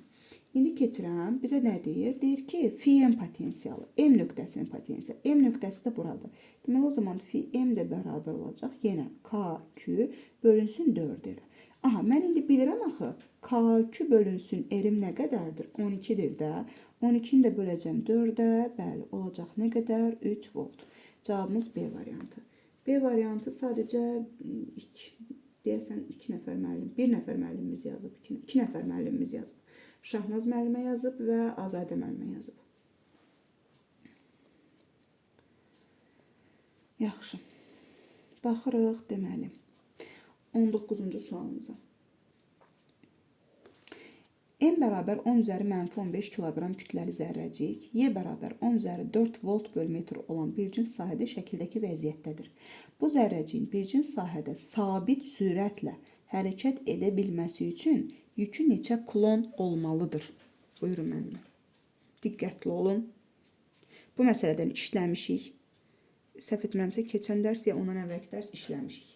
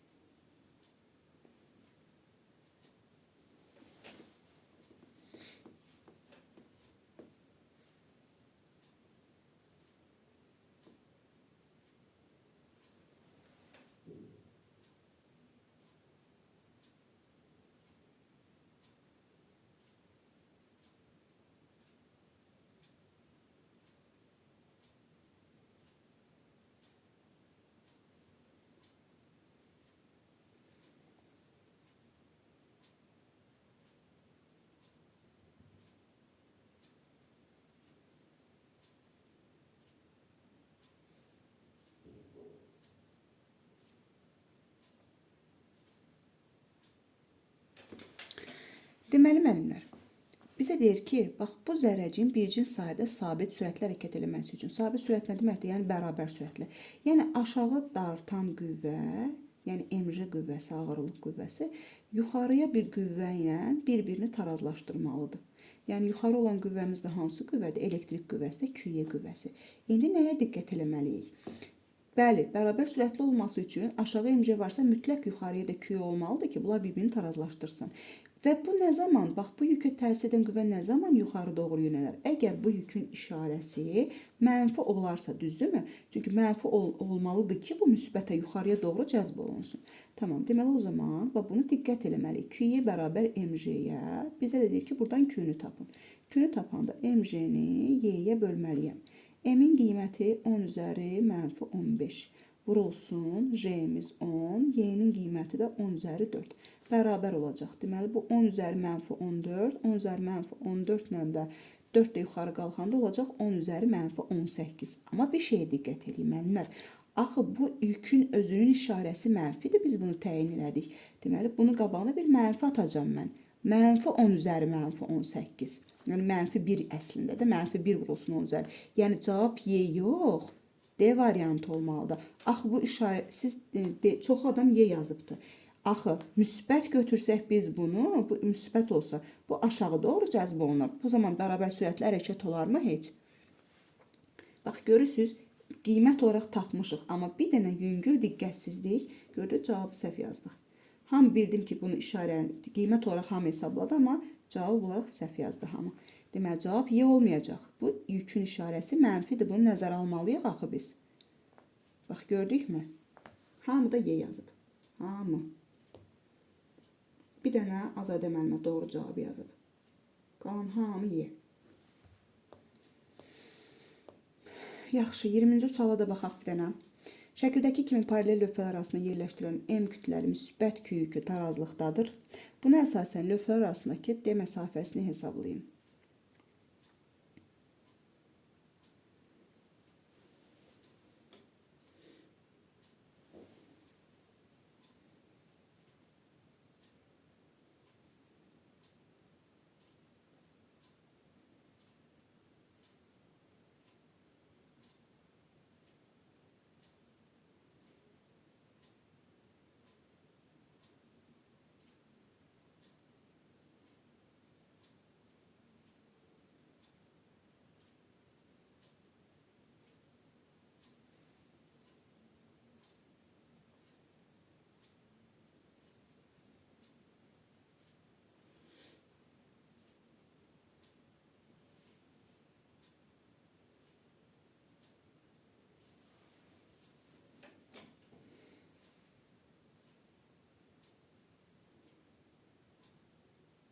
Hamı yazsın müəllimlər, gözləyirəm sizi.